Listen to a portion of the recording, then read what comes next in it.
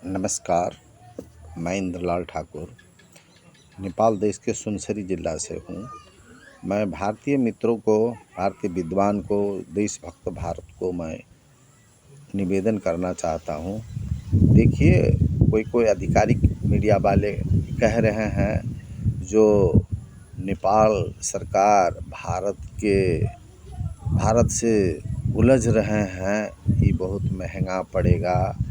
ये बॉर्डर में जो वॉलिंग कर रहे हैं, बाउंड्री कर रहे हैं, घेराबंदी कर रहे हैं, भारत से जो निषेध कर रहे हैं, ये पहले से था।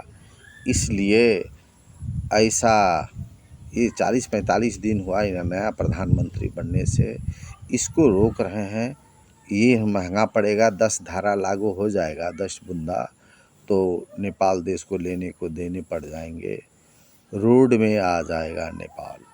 देखिए, इस तरह की बात खास कोई एक मीडिया बोल रहे हैं, तो मैं अनुरोध करना चाहता हूँ। देखिए, भारत विश्व के सर्वोत्कृष्ट गणतंत्रात्मक संविधान है भारत का।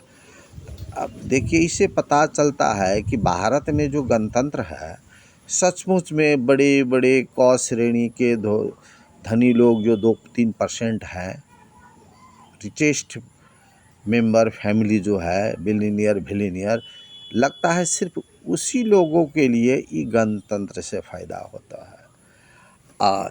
इसलिए क्योंकि वो स्वतंत्र है, लेकिन उसके अंडर में जितने भी गरीब कंगाल भिखारी है, उसके लिए गणतंत्र, लोकतंत्र, प्रजातंत्र क्या है कुछ पता नहीं है। तो इसीलिए कहता हूँ, तो भारत में जिस तरीके से क श्रेणी के आर्थिक के लोग जो है वो अपने आप को स्वतंत्र जितना समझते हैं, भारत में बहुत सारे गुलाम वही स्वतंत्र लोग, वही पूंजीपति लोग बना के अभी तक रखे हुए, जिसका परिणाम स्वरूप भारत में असुरक्षा है। ट्रेन में जाइए, वहाँ गुंडागर्दी अत्यधिक है। तीर्थ यात्रा में जाइए, चोर गुंडा पॉकेटमार भिखारी का जमघट है। लोग भयभीत हो जाते हैं। अकेले अगर जाके दिल्ली, कलकत्ता, बम्बई, चेन्नई अगर जाना पड़े तो सोचना पड़ता है अकेले कैसे जाएं कि 2-4 आदमी के साथ में जाए। ट्रेन में अगर कोई अगर लूटना या पीटना शुरू कर देता है तो पुलिस भी खामोश हो जाता है, कुछ नहीं होता है। इसीलिए जो मजबूत है उसी का गणतंत्र है। तो हम कहते हैं कि नेपाल देश में नेपाली सरकार का अधिकार है, सिर्फ नेपाली सरकार का। अब ये वर्षों से जो नेपाल के सरकार के फूट के जो राइज कर रहे थे, वह चीज़ तो नेपाल का संतति तो दिख रहे थे। वो तो दुनिया के अच्छे ग्लोबल लेवल के सीसी कैमरा में कैद हो चुका था। विद्वान लोग देख रहे थे।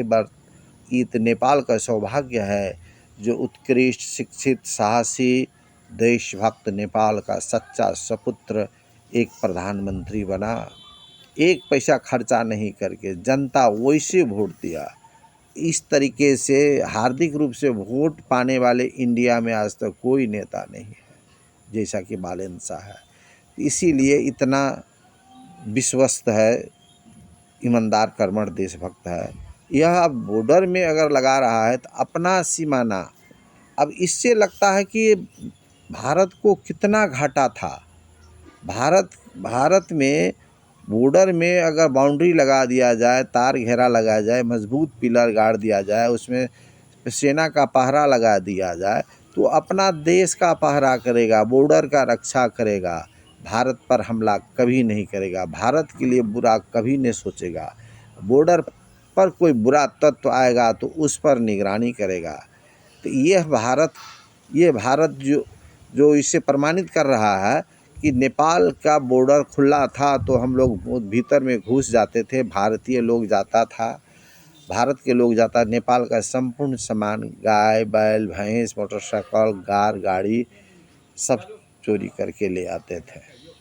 और यहाँ का कमती में आपके पास इंडिया में जो 20-30 लाख जो भिखारी है उत्तर प्रदेश और बिहार में, वो भिखारी नेपाल में आके उतना हमारा नेपाल का अन्न पानी खा के नेपाल को घृणित कर दिया था, घिना दिया था। मंदिर मंदिर जैसे, गुम्बा जैसे पवित्र जगह में जहाँ जाइए लंगड़ा लुल्ला भिखारी, आँख का अंधा, मेकअप वाला अंधा, ओरिजिनल अंधा नहीं, ओरिजिनल लंगड़ा लुल्ला नहीं, पट्टी बांधा हुआ, इतना छद्म भेषी सब आपके यहाँ से यहाँ आए हैं। तो इसीलिए नेपाल नेपाली का है। नेपाल का सीमाना जहाँ जैसे जितना टाटी लगाए, बार लगाए, बाउंड्री लगाए, कृपा करके भारतीय जनता लोग, मैं आप लोग से अनुरोध करता हूँ, ऐसा कोई कहता है तो गलत कहता है। बॉर्डर अपना है, शुद्ध शांति करने के लिए। नेपाल में चोरी डकैती बॉर्डर एरिया में बहुत ज़्यादा होता था। यहाँ कोई गैंग नहीं है नेपाल में, तो इसीलिए कमती में अपना सुरक्षा कर रहे हैं। ऐसा प्रधानमंत्री किसी को नहीं मिलेगा, प्रथम बार नेपाल को मिला है। इसीलिए भारतीय लोगों को नमन करता हूँ। ये हम लोग का स्वतंत्रता में कोई ठेस न लगाएं, अपने मीडिया वालों को कह दे। नमस्कार।